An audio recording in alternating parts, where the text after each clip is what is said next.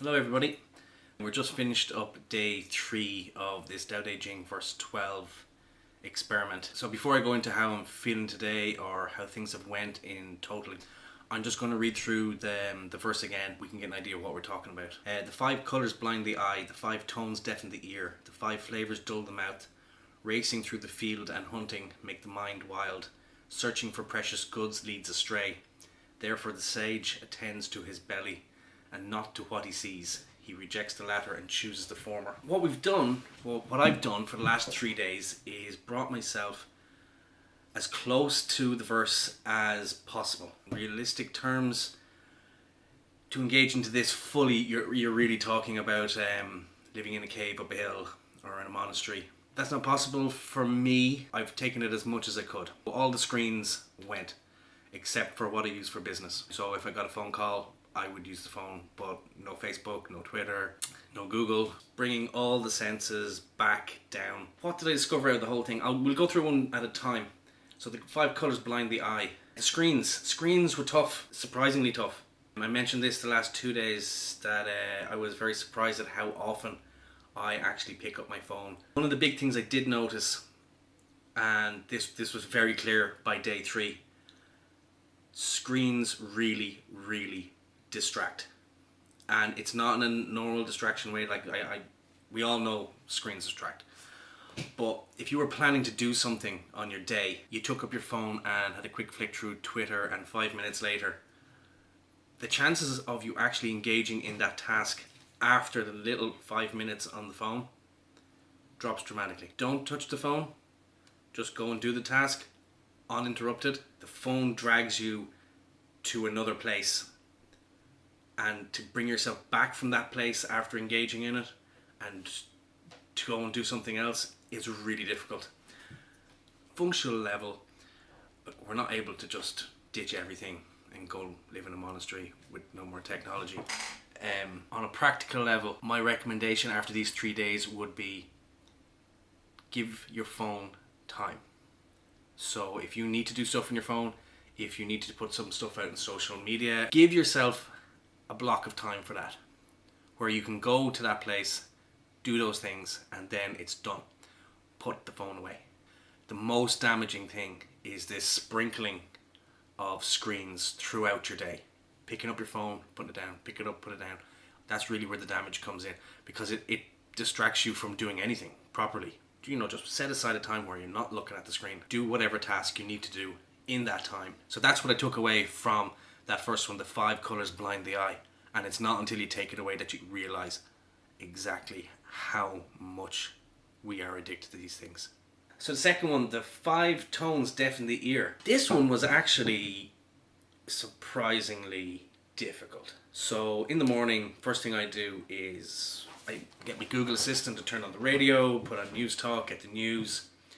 I'm in the car, I have the radio on, bit of music. Turn them all off, and you're by yourself in the silence.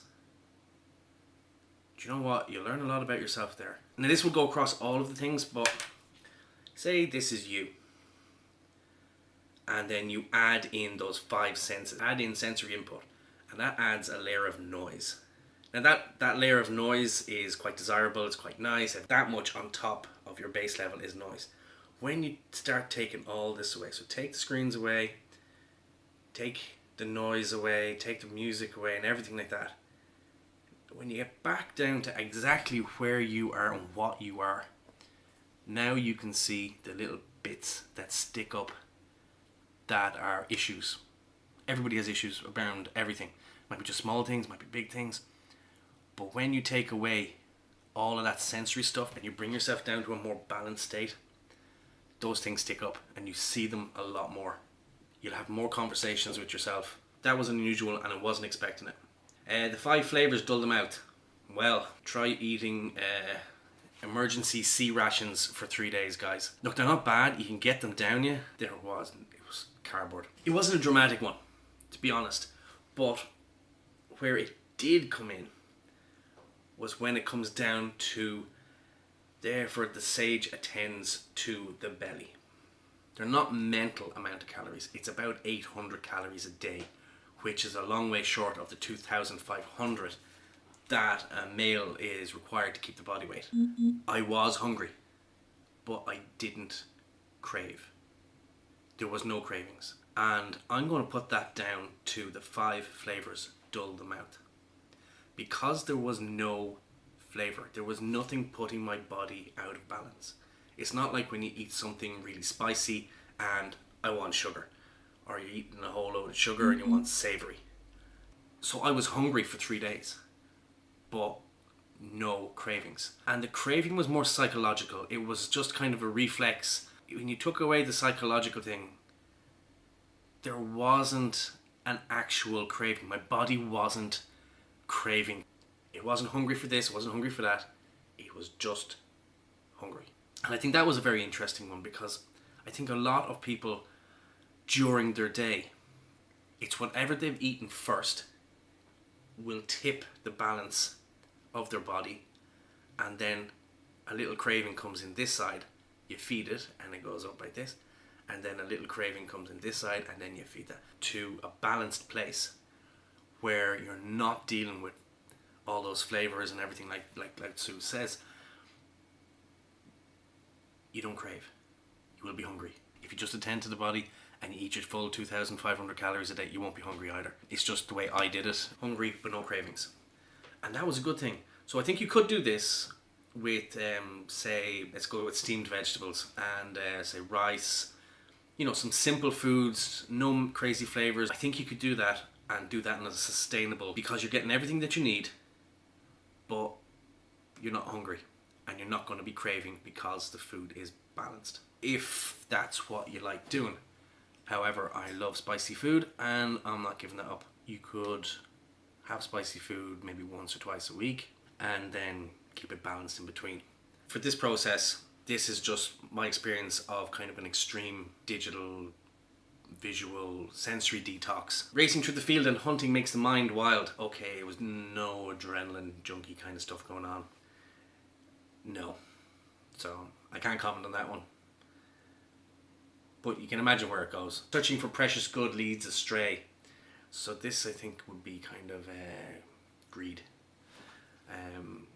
over ambition, you know, always grabbing. So I was fine. I was fine with that one. So the sage attends to his belly. That was it. We attended to the belly. Tai Chi was better. Qigong was better. And I'm putting a lot of it down to there wasn't that sensory distraction, that you just had a clear run at it and you got it done. It's all about moderation. Now, in summary, this verse I know it's a Taoist verse, it's Lao Tzu, it's Tao Te Ching. On a practical level, how much can an everyday person really engage to a meaningful level on this? You can do it to some level, but I'm going to look at some different philosophers. Zhuangzi is my favorite. He's more kind of everyday and embracing the everyday rather than removing yourself from the everyday. And we'll do another one like this. I'm not going to do another 3-day on emergency food rations. And no, I wouldn't recommend emergency food rations. It's enough to keep you alive. So in summary, guys, thanks for watching. If you're interested in watching more, subscribe to the channel. Thanks very much for watching.